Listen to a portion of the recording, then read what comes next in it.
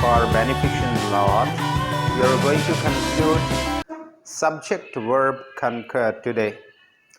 आज subject verb conquered जो topic हम लेके चल रहे थे इसको कंक्लूड करने वाले हैं, इसको समाप्त करने वाले हैं, कंप्लीट करने वाले हैं। कुछ और भी रूल्स हैं, इनको जानने के साथ साथ हम कुछ एक्सरसाइज भी करेंगे।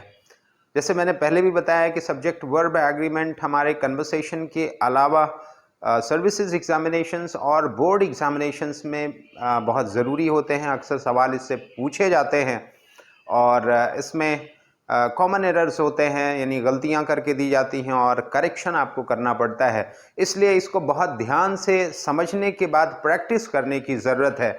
आइए हम इसको जो बचे हुए रूल्स हैं उनको भी पढ़ लेते हैं। उस दिन हमने 9 रूल्स पढ़े थे, आज 10वां रूल है सब्जेक्ट वर्ब एग्रीमेंट में।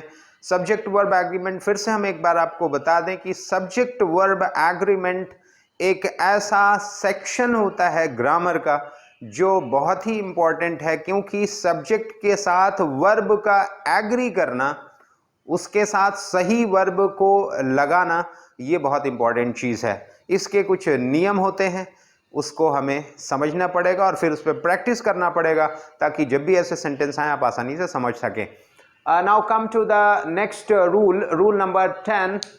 When a plural number denotes a sum or a distance, जब एक रकम को या एक दूरी को कुछ नंबर, कुछ संख्या, कुछ तादाद बताए, एक दूरी को प्लूरल नंबर बताए, यानी संख्या कोई हो, कोई तादाद हो जो कई की हो और एक चीज को बता रही हो, चाहे वो दूरी हो या रकम हो, ऐसे प्लूरल नंबर के लिए हम सिंगुलर वर्ब ले आते हैं, प्लूरल नहीं ले आते हैं।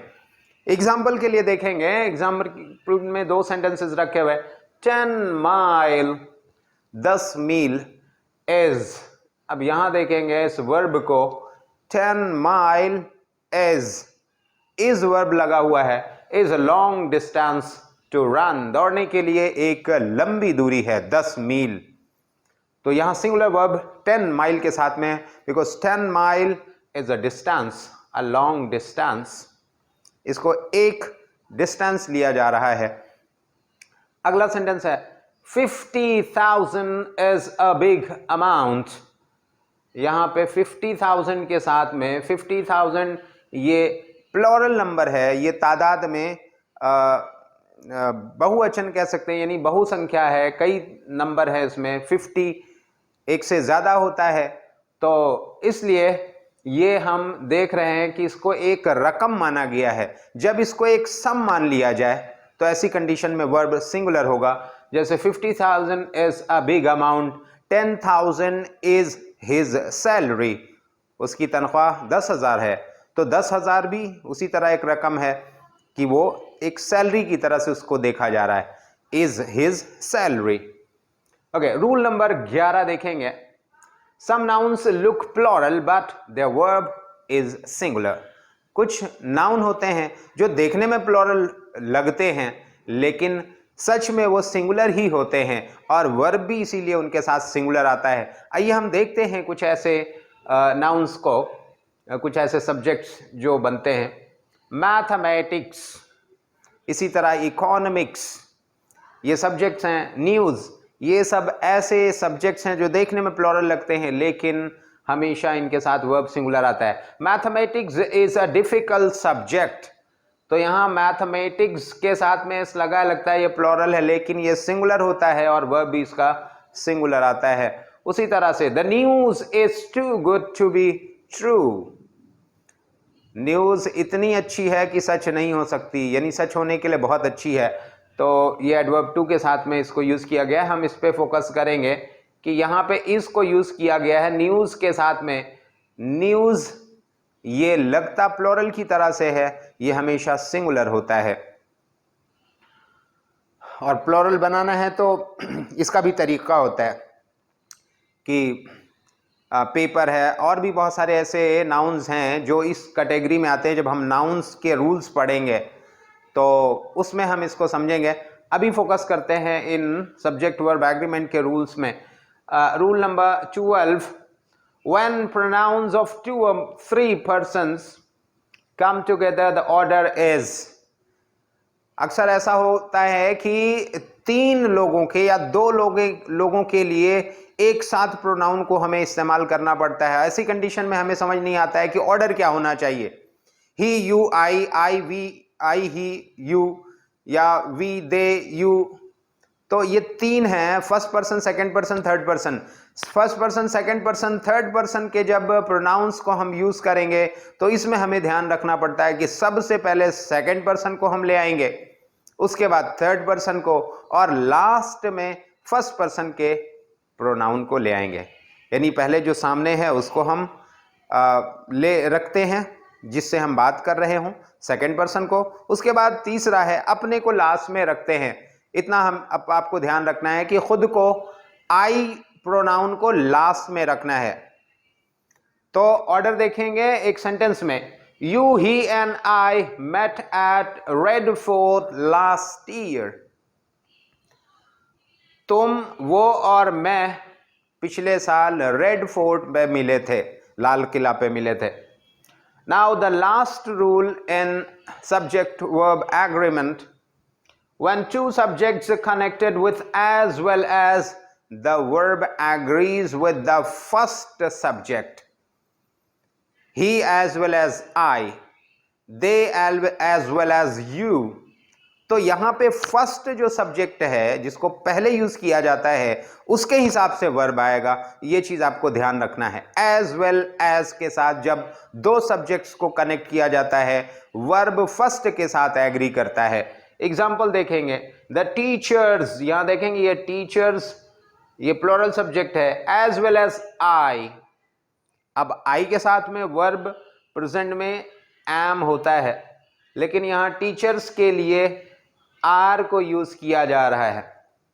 The teachers are sick, the teachers as well as I are sick. इस तरह से आपने देख लिया कि एज वेल एज के साथ में, यानी एज वेल एज से जुड़े हुए 2 सब्जेक्ट अगर हैं तो फर्स्ट के हिसाब से वर्ब एग्री करेगा। ये हमने रूल्स के मामले में कंप्लीट कर लिया है। वैसे तो नाउन के भी रूल्स हैं बहुत सारे जो सब्जेक्ट वर्ब एग्रीमेंट के लिए ज़रूरी होते हैं, लेकिन हमने इन जनरल बता दिया है। और इसके अलावा भी बहुत सारे ऐसे नाउन्स होते हैं जो देखने में लगता है कि वो सिंगुलर हैं लेकिन प्लूरल वर्ब्स लेते हैं। एग्जाम्पल के लिए ट्राउजर्स है, स्पेक्टेकल्स हैं, पिंसर्स है, टंग्स हैं, चिमटा, जैसे उसमें 2 उसके अलग अलग एंड्स होते हैं, 2 अलग अलग पार्ट्स होते हैं और दोनों एक साथ मिल करके ही यूज किए जाते हैं तब वो काम करता है। और उसी तरह पैंटालून्स है, पतलून, उसमें 2 पैर के लिए एक पतलून होती है, हमेशा प्लूरल में यूज किया जाता है, वर्ब भी प्लूरल लेता है। चश्मा हमेशा 2 होता है, 2 आंख के लिए अलग अलग। तो ऐसे में हम चश्मा के लिए स्पेक्टेकल्स, वर्ब भी प्लूरल का लेते हैं। तो इसको भी आपको ध्यान रखना है कि ऐसी चीज जो पैर में यूज की जाती है, यानी पैर वर्ड नहीं आता है बल्कि वो चीजें पैर में होती हैं, जैसे चश्मा हो गया, पतलून हो गई, शॉर्ट्स हो गया, पिंसर्स हो गया, टंग्स हो गया, इस तरह के चिमटा, संसी, प्लेयर्स, प्लास जिसको कहते हैं, ये सारे के सारे प्लूरल वर्ब्स लेते हैं। आइए हम आगे बढ़ते हैं कुछ एक्सरसाइज करने की तरफ, और इसको करने के बाद आपको थोड़ा सा और आइडिया हो जाएगा कि किस तरह से हमें वर्ब को सही रखना है एक सेंटेंस में। ईदर यू और योर सिस्टर, हमने आपको उस दिन बताया था कि ईदर और, नीदर नॉर के साथ में जो वर्ब होगा, यानी 2 सब्जेक्ट को ये कनेक्ट करता है, ईदर और, नीदर नॉर। ऐसी कंडीशन में वर्ब जो एग्री करेगा वो अपने क्लोज वाले सब्जेक्ट से एग्री करेगा या जो बाद में आने वाला सब्जेक्ट है उससे एग्री करता है। यहां पे देखेंगे, यहां पे इसके क्लोज में, यहां पे ये वाला ज्यादा क्लोज है और बाद में आता है, तो हम जो बाद वाला सब्जेक्ट है उसके हिसाब से वर्ब रखेंगे। Either you or your sister has stolen my pen. या तो तुमने या तुम्हारी बहन ने मेरी पेन चुराई है। अब यहां पे अगर यू के हिसाब से वर्ब रखते तो हैव आ जाता है, HAVE, लेकिन यहां हैज इसलिए है क्योंकि योर सिस्टर के लिए वर्ब हैज आएगा। और ईदर और ये कनेक्टर है, ये कॉरिलेटिव कंजंक्शन कहलाता है। इस कॉरिलेटिव कंजंक्शन में जुड़े हुए दो सब्जेक्ट्स में बाद वाले सब्जेक्ट्स के हिसाब से वर्ब हम ले आते हैं। Next sentence, we and our friends, and के साथ में ये जुड़ा हुआ है। आपने देखा था जब भी हम एंड के साथ में दो सब्जेक्ट्स को जोड़ते हैं तो वर्ब हमेशा प्लूरल ही आता है। वी एंड आवर फ्रेंड्स, तो क्या रखेंगे, आर डिससैटिस्फाइड विथ यू, आपसे असंतुष्ट हैं। एवरी, ईच, इस तरह के हमने आपको बताया था कि अगर either, neither, every, each, everyone, इस तरह के जब प्रोनाउंस लग जाएं तो ऐसे में वर्ब हमेशा सिंगुलर होता है। Every man, woman and child has gone to fair, हर मर्द, औरत और बच्चा मेला गया है। यहां हैज लगाया है क्योंकि एवरी लग गया है, और एवरी यहां कॉमन है और हर किसी के साथ में एवरी लगा हुआ है, यानी कि हर मर्द, हर औरत और हर बच्चा। नेक्स्ट सेंटेंस, यहां अब प्रोनाउन की बात आ गई जो हम अभी यहां पढ़ रहे थे कि जब तीन प्रोनाउन एक साथ में आ जाएं, फर्स्ट पर्सन, सेकंड पर्सन और थर्ड पर्सन के प्रोनाउंस, तो किस तरह से, किस ऑर्डर में होंगे। यहां ऑर्डर आपको चेक करना है। मैंने लिखा हुआ है John, I and you. What is the correct order? It is up to you to set it in correct order. Correct order में आप इसको सेट करेंगे। यहां पे जॉन, आई एंड यू, इसको रखने के लिए सबसे पहले आप यू को लेंगे, ये फर्स्ट हो जाएगा। उसके बाद फिर जॉन को रखेंगे, ये थर्ड पर्सन है, दूसरे नंबर पे आएगा। फिर उसके बाद आई को रखेंगे जो तीसरे नंबर पे आएगा। Means you, John and I will go to village tomorrow. यहां पे देखेंगे रूल हमने जो आपको बताया था, सबसे पहले सेकंड पर्सन, फिर थर्ड पर्सन, फिर फर्स्ट पर्सन। तो ऑर्डर हुआ, सेकंड पर्सन यू है, थर्ड पर्सन जॉन है, first person I. Will go to village tomorrow, हम ये सब मिल करके, यानी कि तुम, जॉन और मैं कल गांव जाएंगे। Come to the next sentence, neither I nor my students। अब यहां पे जब neither लग जाए तो ऐसी कंडीशन में दो सब्जेक्ट हैं, I और students, my students। वर्ब किसके हिसाब से आएगा मैंने आपको बताया था। ऐसी कंडीशन में वर्ब आता है बाद वाले या जो ज्यादा क्लोज होता है उस सब्जेक्ट के हिसाब से आता है। neither I nor my students are absent, ये प्लूरल है और प्रेजेंट में इसका वर्ब आर लिया जाएगा। ना तो मैं ना मेरे स्टूडेंट्स एब्सेंट हैं। एज वेल एज अब आ गया है, दो सब्जेक्ट्स जुड़े हुए हैं, आई जुड़ा हुआ है और स्टूडेंट्स जुड़े हुए हैं एज वेल एज से। एज वेल एज के रूल में मैंने अभी जस्ट आपको बताया है कि इसमें वर्ब जो एग्री करेगा वो फर्स्ट सब्जेक्ट के साथ में एग्री करेगा। रूल यहां देखेंगे, जब दो सब्जेक्ट्स एज वेल एज से कनेक्ट होते हैं तो वर्ब एग्री करता है फर्स्ट सब्जेक्ट के साथ में। तो यहां पे आई फर्स्ट सब्जेक्ट है, वर्ब एग्री करेगा आई के हिसाब से, तो it will become am. I as well as students am present, I am present, I as well as students am present. Okay, sentence number 7, 500 rupees. अब यहां rupees लिखा हुआ है, आप वर्ब क्या ले आएंगे? Try to understand, this is a sum, ये एक रकम है, इसको एक रकम की तरह देखा जा रहा है। 500 रुपीज एक छोटी रकम है, तो यहां पे आर नहीं इज आएगा। 500 रुपीज आर गलत हो जाएगा, are a small amount. Is a small amount, not are, क्योंकि ये एक अमाउंट है, एक सम है, एक टोटल जोड़ है। ईच ऑफ द स्टूडेंट्स, अभी इसकी बात हुई है, एवरी या ईच लग जाए, नीदर, ईदर, तो ऐसी कंडीशन में जब वर्ब होता है वो वर्ब क्या होना चाहिए? Each of the students, singular का वर्ब आएगा, हैज पास्ड, प्रेजेंट परफेक्ट में ये सेंटेंस बन रहा है, each of the students has passed the examination, हर छात्र एग्जाम पास कर चुका है, हर एक छात्र, प्रत्येक छात्र एग्जाम पास कर चुका है। तो each of the students has passed, not have passed, have लगाएंगे तो गलत हो जाएगा क्योंकि इसका वर्ब हमेशा सिंगुलर आता है। ठीक, अब देखते हैं दूसरा, नीदर, उसी तरह ईदर भी होता है, एवरी भी होता है, जो हमेशा सिंगुलर वर्ब्स लेते हैं, भले इनके बाद आने वाले जो नाउन है वो प्लोरल में हो, लेकिन इनके अगर ये लग गए किसी नाउन के साथ में तो उसका वर्ब प्लोरल नहीं सिंगुलर होगा। एग्जाम्पल, ये सेंटेंस को कंप्लीट करेंगे, नीदर ऑफ दीज वीमेन, इन औरतों में से कोई नहीं, इन औरतों में से कोई नहीं, नीदर का मतलब दो हैं कोई और दोनों में से कोई नहीं है, और ईदर मतलब दो हैं और दो में से कोई एक है, तो इसलिए सिंगुलर आना ही है। यहां पर भी वही है, तो वीमेन यहां लिखा हुआ है लेकिन हमें इसको नहीं ध्यान देना है, यहां पे हम नहीं देखेंगे बल्कि वर्ब रखने के लिए हमें इसको देखना है, neither of the women is toll.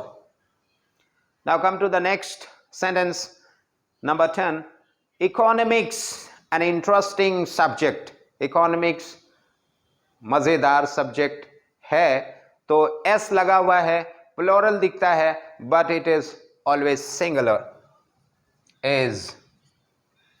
Economics is an interesting subject. Sentence number 11, my servant as well as my brother, as well as के साथ में दो सब्जेक्ट्स जुड़े हुए हैं, ऐसी कंडीशन में हम वर्ब क्या करेंगे? एंड के साथ में जुड़ते हैं तो हम प्लोरल ले आते हैं, लेकिन एज वेल एज के साथ में अगर जुड़ते हैं दो singular subject, the verb is always singular. My servant as well as my brother is. लेकिन याद रहे कि अगर एक सिंगुलर है एक प्लोरल है तो वर्ब एग्री करेगा फर्स्ट सब्जेक्ट के साथ में जब एज वेल एज के साथ दो सब्जेक्ट कनेक्टेड हों, दो नाउन्स कनेक्टेड हों। My servant as well as my brother is hungry for long. मेरा नौकर और साथ ही साथ मेरा भाई देर से भूखे हैं। Sentence number 12, the proprietor and manager of the firm coming soon. यहां पे ध्यान देना है आपको, the proprietor and manager, and से जुड़े हुए दो सब्जेक्ट्स हैं, लेकिन दोनों सब्जेक्ट सिंगल पर्सन के लिए आ रहे हैं। एक के पहले दा लगा हुआ है, दूसरे के पहले दा नहीं लगा हुआ है, इसका मतलब है कि दोनों एक ही आदमी हैं। अगर एक सब्जेक्ट में दा लगा हुआ है दूसरे में नहीं लगा है तो इसका मतलब है कि दोनों सब्जेक्ट सिंगल पर्सन के लिए आ रहे हैं। जो प्रोप्राइटर है वही मैनेजर भी है। इन दिस केस यहां सिंगुलर वर्ब आना चाहिए, the proprietor and manager of the firm is coming soon, is coming soon.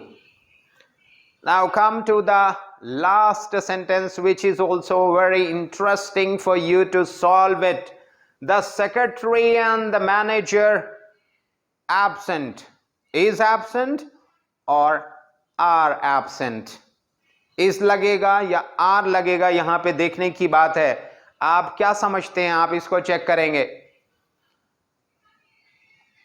Look, the secretary and the manager, पहले में आपने देखा दा नहीं लगा हुआ मैनेजर के पहले, यहां पे दा यहां भी लगा हुआ है, and here the is written the secretary and the manager. अब दो लोग हो गए हैं और एंड से जुड़े हुए, it means it must have a plural verb, are absent, are absent. I hope that this session was very interesting for you based on subject verb agreement, and from now onwards you will not make mistake after you learn the rules that I have told you in this session and in the previous video. And later I'd like to ask you to practice a lot on subject verb agreement. Get some exercise from your grammar book, or get some exercise from net, but practice a lot on the sentences based on subject verb agreement. Thank you for watching Dynamic Natural English. Don't forget to share and subscribe this channel, promote it as much as you can, and meet you in the next video.